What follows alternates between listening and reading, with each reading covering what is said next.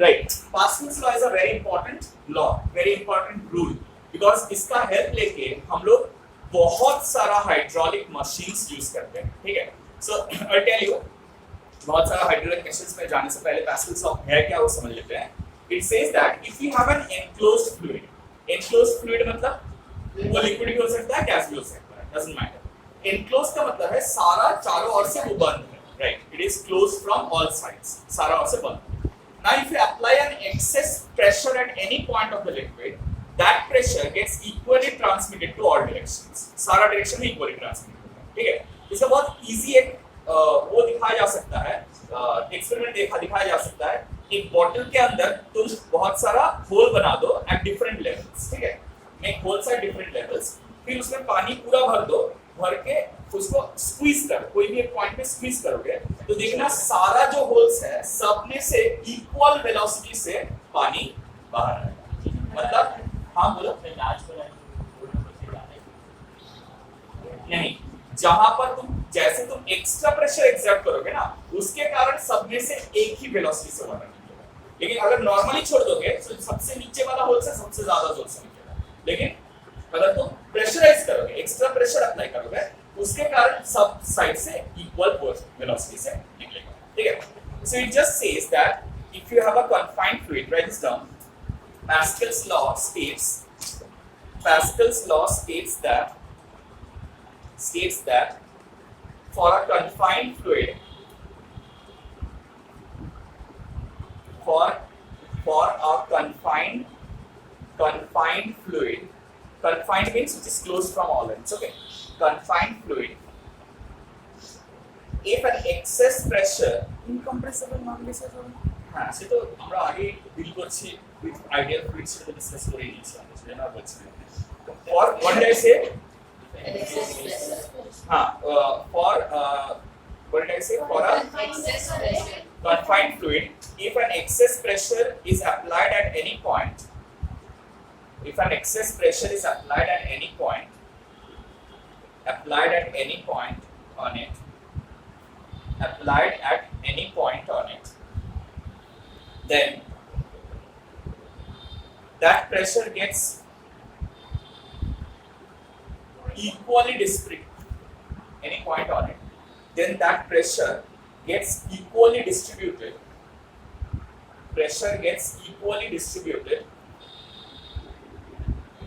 along all directions.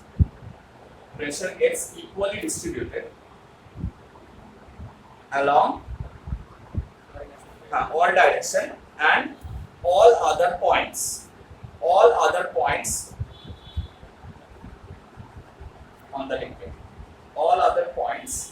on the liquid,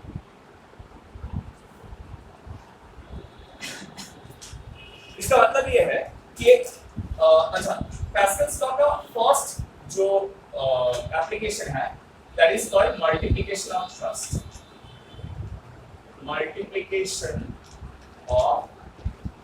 thrust. What does it say? It says that if you have a confined fluid which has got two openings, दो opening है इसका, एक opening बड़ा है, एक opening छोटा है। So if you have two piston, you know what is a piston? Piston क्या होता है मालूम है? सर इंजेक्शंस में राइट इंजेक्शन में जब हम लोग प्रेस करते हैं ना उसको पिस्टन बोला जाता है, मतलब पूरा इंजेक्शन को नहीं, सिर्फ जिसको प्रेस किया जाता है वो वाला चीज को हम लोग क्या बोलते हैं, राइट, पिस्टन। सो मान लो यहाँ पर और यहाँ पर दो जगह में क्या लगा हुआ है, दो पिस्टन लगा हुआ है, दोनों का एरिया अलग है। सो मान लो यहाँ पर जो एरिया ऑफ क्रॉस सेक्शन है दिस इज A1 और यहाँ पर जो एरिया ऑफ क्रॉस सेक्शन है this is A2, right, A1 and A2। अब मान लो हम लोग यहाँ पर फोर्स जो अप्लाई कर रहे हैं दिस इज F1 और यहाँ से जो फोर्स जा रहा है ये F2। सो यहाँ पर हम लोग कितना प्रेशर एक्सर्ट कर रहे हैं, F1 is F1 by A1। Pascal's law बोल रहा है कि तुम जो एक्स्ट्रा प्रेशर यहाँ पर डाला ना वो एक्स्ट्रा प्रेशर ये फ्लूइड में सब जगह में डाला जाएगा एट एवरी प्लेस, तो वो प्रेशर आके ये वाला पिस्टन में भी एक्ट करेगा, the same pressure will come over here and act over the second piston. Yes or no? तो यहाँ पर जो force create होगा, develop होगा, that force will be given as pressure at 2 is F2 by, so you can write F1 by A1 is equal to F2 by A. So what about F2? F2 will be equal to F1 into A2 by A1. Sorry. A2 by A1. Same. So F2 is equal to F1 into A2 by A1. अब मुझे बताओ ये A2 by A1 जो quantity है ये greater than 1 है या less than 1 है? तो obviously A2 is greater than 1. So मतलब A2 by A1 is a number greater than, मतलब कौन सा बड़ा है? F2 बड़ा है या F1 बड़ा है? F2 बड़ा है। Therefore F2 is greater than, मतलब तुम कम फोर्स लगा रहे हो लेकिन ज्यादा फोर्स क्रिएट कर रहे हो, you are applying less force and creating more force. So are you violating conservation of energy principle? No. मैंने तो बोला फोर्स ज्यादा क्रिएट कर रहे हो, मैंने बोला एनर्जी क्रिएट कर रहे हो, बोला मैंने एक बार भी नहीं बोला ना. मतलब यहाँ पर अगर डिस्प्लेसमेंट S1 होगा और यहाँ पर अगर डिस्प्लेसमेंट फॉर एकदम आइडियल, मतलब कोई फ्रिक्शन कुछ नहीं रहेगा, एवरीथिंग इज आइडियल, तब you can say that F1 S1 has to be equal to F2 S2. मतलब इसमें बहुत ज्यादा डिस्प्लेसमेंट होने से यहाँ पर थोड़ा डिस्प्लेसमेंट. समझा है? Work input will be equal to work output. Work input is F1 into S1 and work output will be F2 into S2 or displacement. So energy conservation principle valid नहीं हो रहा है, सिर्फ force multiplied हो रहा है. Is that clear? क्या समझ में नहीं आया? सर এটা কি এডিয়ার ব্যাপারে বোঝাতে পারবো না? Hence of force multiplier. हाँ? এটাকে আমরা এডিয়ার কনসেপ্টে বোঝাতে পারবো না? Area concept होता है. মানে Okay, there are many applications of Pascal's law. एक है हाइड्रोलिक प्रेस. हाँ, ये भी एप्लीकेशन है. हाइड्रोलिक प्रेस जो भी यही चीज के ऊपर काम करता है, मतलब कम फोर्स लगाते हैं तो ज्यादा फोर्स वहां पर क्रिएट होता है. तो देखना तुम लोग का जब बुक होता है ना, कभी बुक बाइंडिंग करने दिया है किसी को? देखना बाइंड करके जब आते हैं तब इतना मोटा बुक, फुला हुआ बुक छोटा हो जाता है, पतला हो जाता है. कैसे?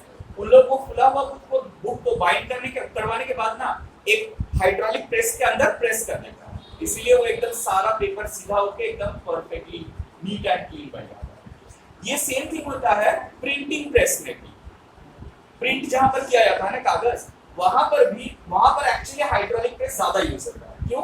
क्योंकि प्रिंटिंग के बाद कागज खुल जाता है, बिकॉज उसके अंदर एयर गैप्स हो जाता है बहुत ज्यादा, तो इसलिए उसको रख के उन लोग क्या करते हैं, उसके ऊपर बहुत जोर से प्रेशर देते हैं ताकि वो क्या हो, पतला हो जाए, so that packaging becomes easy.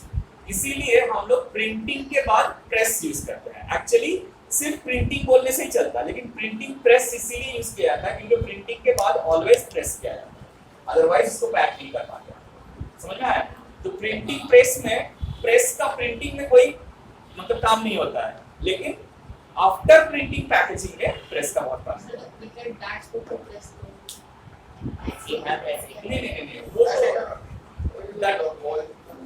नहीं, वो है उसका जो सरफेस है ना, वो सरफेस को ज्यादा हार्ड बनाने के लिए, क्योंकि ओवरऑल वुड जो होता है वो हल्का होता है, लेकिन अगर सरफेस हार्ड नहीं होगा ना तो क्या होगा, खराब हो जाएगा. हाँ, नहीं मतलब एब्जॉर्ब कर लेगा, खेल नहीं आएगा.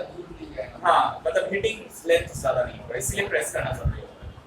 अच्छा, अब ये हो गया. अच्छा, हाइड्रोलिक प्रेस और क्या क्या है? First hydraulic press, hydraulic jack भी एक सिमिलर टाइप की कंसेप्ट है. हाइड्रोलिक प्रेस के तरह ही क्या कंसेप्ट है. वहां पर क्या होता है कि हैंडल रहता है, उससे हम लोग ज्यादा प्रेशर क्रिएट करने के लिए वो हैंडल को यूज करते हैं. तो basically they are not different things, same ही काम होता है. हाइड्रोलिक जैक का भी काम होता है, प्रेशर. राइट. ये एक मतलब अभी हाइड्रोलिक में जैक नहीं होता है, वो वर्चुअल वर्क वाला होता है, घुमा के उठाते हैं. उसमें लिक्विड प्रेस करते करते करते करते करते करते उसे ग्रेजुअली धीरे-धीरे हाँ पुरानी मूवीज में टॉम एंड जेरी में दिखेगा तुमको बहुत जगह एक जगह में ऐसे लगा मतलब वो चीज लगा के फिर उसको प्रेशर देते देते देते देते ग्रेजुअली ऊपर तो वही हाइड्रोलिक जैक से उठा भी सकते हैं गाड़ी को। हाँ वो राइट हाइड्रोलिक जैक से गाड़ी को ऊपर भी उठाते हैं जो नीचे से प्रेस क्लीन करते हैं ना गाड़ी को तब उसको देखना गाड़ी को पहले ऊपर चढ़ा देते हैं तो ऐसे ऊपर चढ़ाते हैं ना जिससे तो वहां पर भी हाँ वहां पर भी वो एक रोटर रहता है उसको घुमा के ग्रेजुअली उठाता है लेकिन अभी तो मैकेनिकल हो गया है मतलब इलेक्ट्रॉनिक हो गया है बटन प्रेस कर देने से वो एक पंप रहता है वो चलता रहता है और ग्रेजुअली ऊपर चढ़ जाता है anyhow so that is hydraulic jack and third is what the क्या बोलते हैं hydraulic brakes hydraulic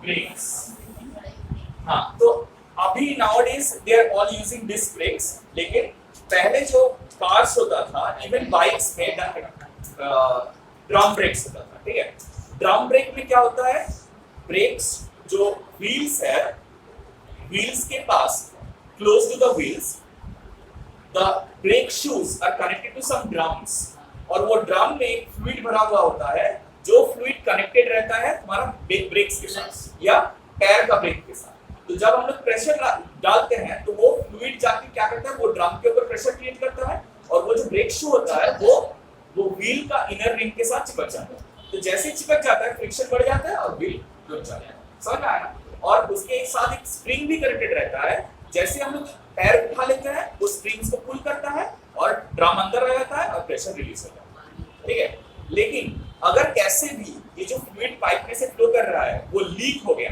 that is a very risky क्यों ब्रेक फेल तब और ब्रेक काम नहीं करेगा इसलिए तो बंद हो हाँ इसके not so that is why disc brakes are much safer than drum brake से सेफ है হ্যাঁ এখন ব্রেক শুজই আছে কিন্তু ওটা ডিস্ক ব্রেকস এর মত না মানে ডিস্ক মানে মেকানিক্যাল থাকে আর কি হাইড্রোলিক থাকে আচ্ছা আর কি ছিল আরেকটা কি বলি তোরা হাইড্রোলিক ব্রেকস আরেকটা কোথায় অ্যাপ্লাই করা হয়